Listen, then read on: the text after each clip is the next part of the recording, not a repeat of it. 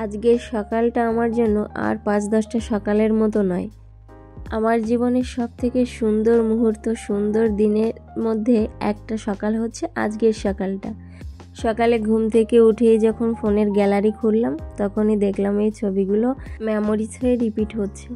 আর ছবিগুলো সামনে আসতেই মনে হলো কোথা দিয়ে একটা বছর চলে গেল। আমি তো মনে হয় এই তো সেদিন হসপিটাল থেকে বাড়ি ফিরলাম। আমার রাজ্যের রাজপুত্রকে ঠিক যেভাবে রেখে আমার রাজকন্যার জন্ম হয়েছিল সকালটাতে, ঠিক সেই সকালেরই ছবিগুলো, তাই তোমাদের সঙ্গে একটু শেয়ার করলাম।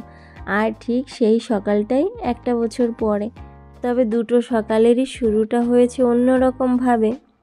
আর অনুভূতি আর অভিজ্ঞতার ব্যবধানটাও না অনেকটা। সকালটা জানো তো, শুরুটা হয়েছে তো অনেকটা খুশি আনন্দ নিয়ে, তবে এর মাঝেও রয়েছে অনেকটা কষ্ট। যতই সকালটা খুব সুন্দর করে শুরু করতে চাইছি, কিন্তু পরিস্থিতিটা না কোনোভাবে সামলে উঠতে পারছি না।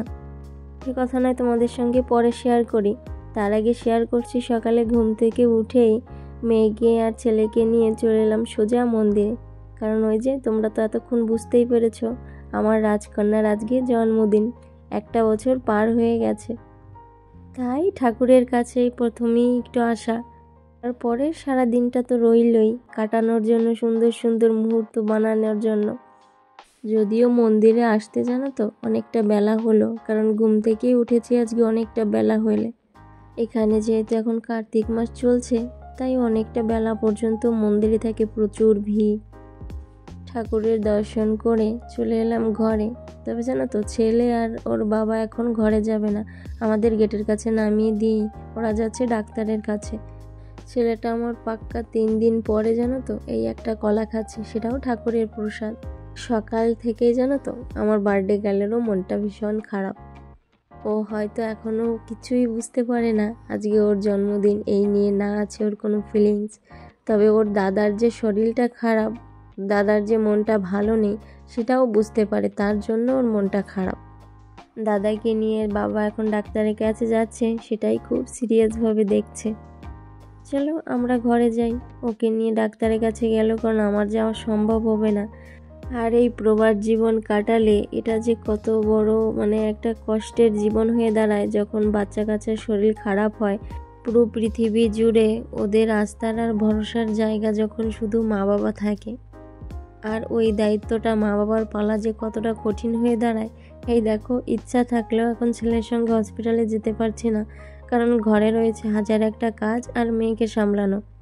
দুটোকে নিয়েই যদি এখন একটার পিছনে আমরা দুজনেই দৌড়াই, তাহলে দেখবো ওই ছোটোটারও আবার শরীর খারাপ হয়ে গেছে। সে যাই হোক, অনেকটা মন খারাপের ভিতরে সারা দিনটা অনেকটা খুশি থাকার চেষ্টা করছি। এর মাঝে ওর বাবা যতটুকু পেরেছে ততটুকু একটুখানি অ্যারেঞ্জমেন্ট করেছে। কারণ জানো তো, পরিকল্পনা খুব বেশি ছিল না, যদিও ঘরোয়াভাবেই পালার ইচ্ছা ছিল জন্মদিনটা মেয়ের। কিন্তু হঠাৎ করে 3 দিন ধরে ছেলের এত শরীর খারাপ হয়েছে, সেটা বলার বাইরে। না কিছু খাচ্ছে না, একটানা 105 থেকে 4 পর্যন্ত জ্বর পড়ছেই না। আর আমার ছেলের জ্বর নিলেই জানো তো ভয়ঙ্করভাবে ঝাঁকুনি হয়, তারপরে ফিট ধরার মতো হয়ে যায়, যেটা খুবই মা হিসেবে হেল্পলেস লাগে। সকালে তো দেখেছো ওর বাবা ডাক্তারের কাছে ওকে নিয়ে গিয়েছে, তখন ডাক্তার ওকে আবার ব্লাড টেস্ট দিয়েছিল।